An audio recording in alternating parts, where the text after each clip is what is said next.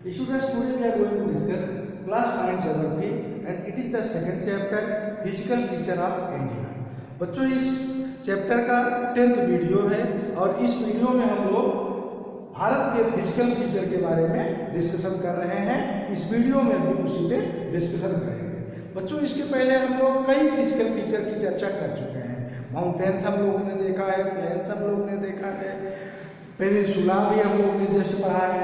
अब इस पार्ट में हम लोग क्या डिस्कस करेंगे बच्चों, इस पार्ट में हम लोग डिस्कस करेंगे इंडियन डिजर्ट। इंडियन डिजर्ट के बाद हम लोग देखेंगे बार्जन्स और कोस्टल प्लेन्स। कोस्टल प्लेन्स में उसकी classification, subdivision, western and eastern coast.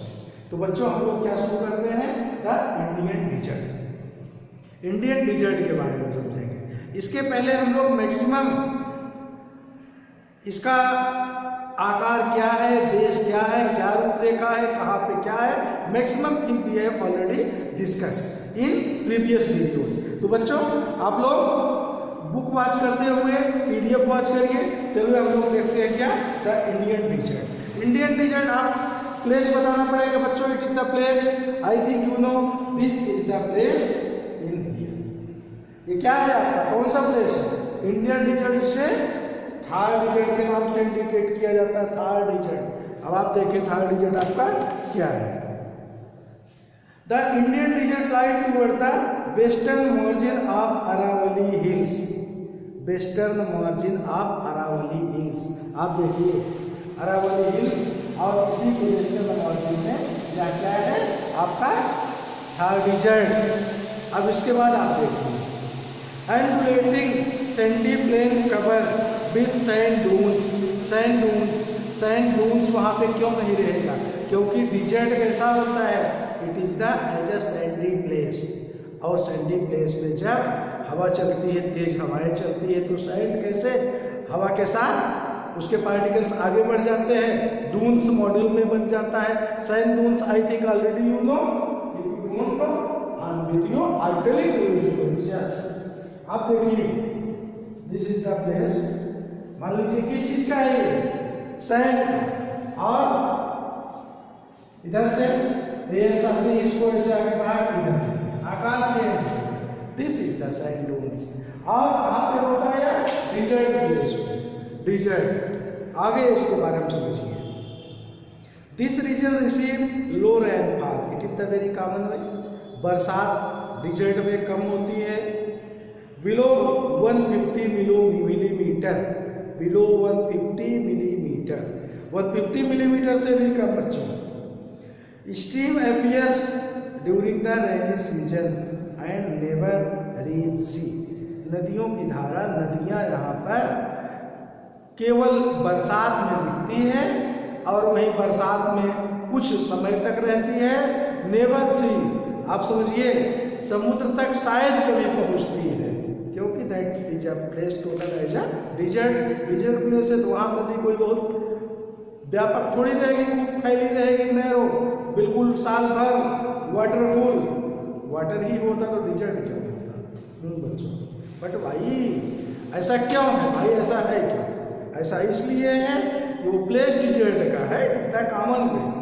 एक रिवर के बारे में क्या बताया गया है, Luni is only large river in this region. Luni एक है जो थोड़ा लार्ज रिवर है। It has arid climate with low vegetation.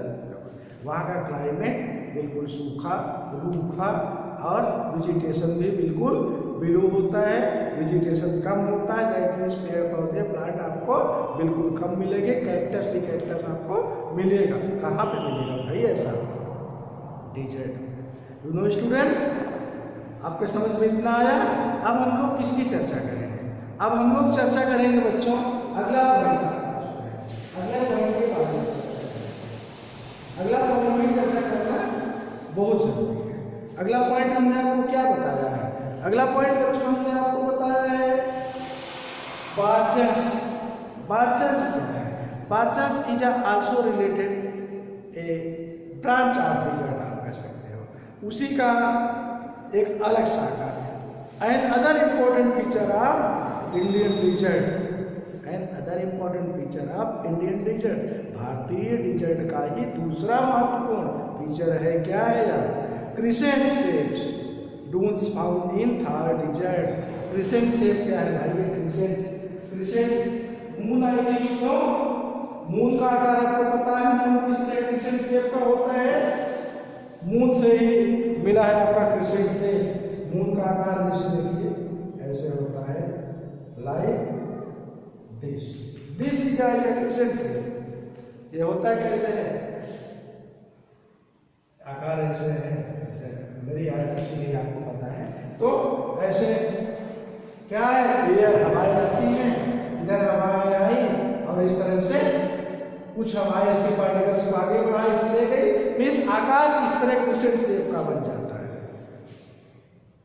Third desert में it covers largest area but longitudinal dune बिया लॉन्गिट्यूडनल आपको पता है, लॉन्गिट्यूडनल तो इस तरह के क्या होता है, इसे क्या बोलेंगे, ब्रांचेस। और comes more important to prominent near the Indo Pakistan boundary you know, वहाँ पे भी इस तरह के बहुत से मिल जाते हैं। If you visit Jaisalmer you may go to see the group of बाचन्स।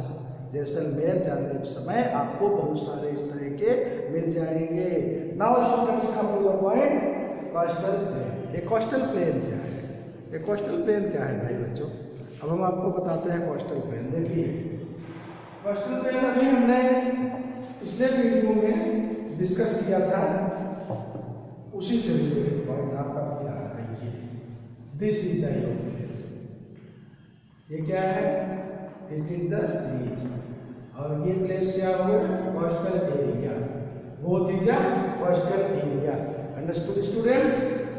और this is the coastal plain, दोनों साइड की एरिया कोस्टल प्लेन है, अंडरस्टूड स्टूडेंट्स। क्या है आपका इंडिया का मैप से, यह ईस्टर्न कोस्टल प्लेन्स और यह वेस्टर्न कोस्टल प्लेन्स। अब दोनों के फीचर्स आप समझेंगे।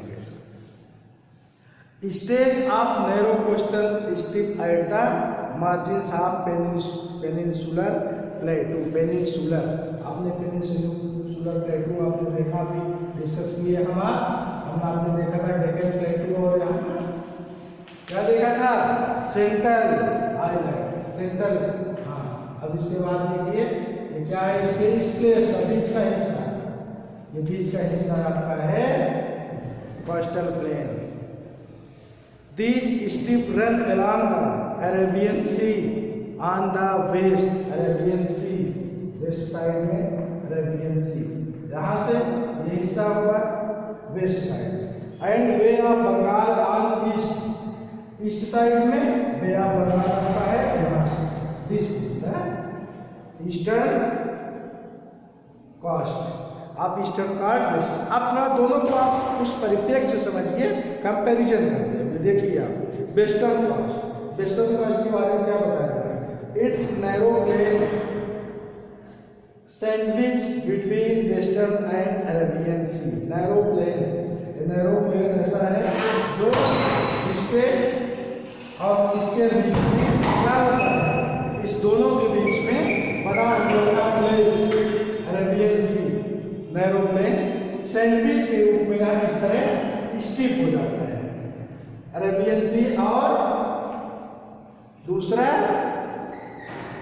It's narrow plain sandwich between western and Arabian sea, western Arabian sea. अब दूसरा आप समझिए, इसी टाइप में आप इस साइड में भी कह सकते हैं narrow plain between this place. आगे the coastal area are wide and level around with bay of Bengal. महत्वपूर्ण पॉइंट समझिए, कोस्टल एरिया इसकी वाइड है और इसकी वाइड नहीं। This is the place and it is the Bay of Bengal. ये coastal area इस कोस्टल रिगार्डिंग के मुकाबले ज्यादा है। It is the east, it is the west. Eastern coastal area अधिक है, वेस्टर्न कोस्टल एरिया कम है। This is the matter, understood students. It consist of 3 sections. आप देखिए मुख्य रूप से इसमें क्या है, इसमें क्वेश्चन में क्या है, 3 सेक्शन में इसको बांटा गया। कैसे? पहले क्या बोला गया है, कोंकण ने कहा स्टार्ट किया, मुंबई टू गोवा। उसके बाद कन्नड़ प्लेन आपका कहाँ से कौन हिस्सा है, कर्नाटक वाला हिस्सा ये होगा। उसके बाद मालाबार कास्ट, ये मालाबार कास्ट है उसके नीचे, ये केरला वाला हिस्सा। इसको बच्चों कन्नड़ प्लेन क्यों बोला गया, आप देखें कमेंट में। कर्नाटक में कन्नड़ बोला जाता है, यस इधर देखिए। इसके बाद आपका क्या है, कंसिस्ट 2 सेक्शन। इधर नॉर्दर्न सर्कस ये है आपका यहाँ से यहाँ। दूसरा है Coromandel coast, down side Coromandel coast. इसके बाद ये आपका कंप्लीट हुआ। इस साइड में ये आप समझेंगे काउंट क्या है।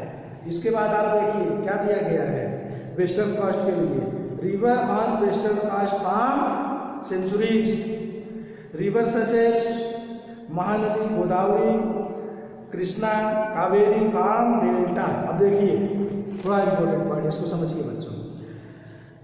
ईस्टर्न कोस्ट के बारे में बताया जा रहा है कि नदियाँ क्या बनाती हैं, डेल्टा। और वेस्टर्न कोस्ट के बारे में क्या बताया जा रहा है, सेंचुरीज। ऐसा क्यों? ये ईस्टर्न कोस्ट की नदियाँ जो हैं ये डेल्टा इसलिए बनाती हैं, ये प्लेस अधिक है ईस्टर्न कोस्ट, और ये यहाँ सी में पहुँचने से पहले फैलने के कारण यहाँ डेल्टा बन जाता है। Understood students? This place is low, ये प्लेस कम होने के कारण ये डायरेक्ट सी में आते फैलते हैं, डेल्टा नहीं बनाते, सेंचुरीज बनाती है। This is called as a estuary. This is the easy, it's a very easy, you can understand very easily. So students, this video is also going to complete. You have to understand about western and eastern coast. आपने समझ लिया, आपने coastal plain समझ लिया, और वर्चस और Indian reason, आपने सारे पॉइंट इस वीडियो में समझा। इसके बाद बच्चों लास्ट वन फिजिकल फीचर आपका इस चैप्टर का बच रहा है। क्या बच रहा है, चलिए उसको हम लोग चर्चा करेंगे बच्चों अगले वीडियो में। सो बच्चों बाय एंड थैंक्स बच्चों को आगे।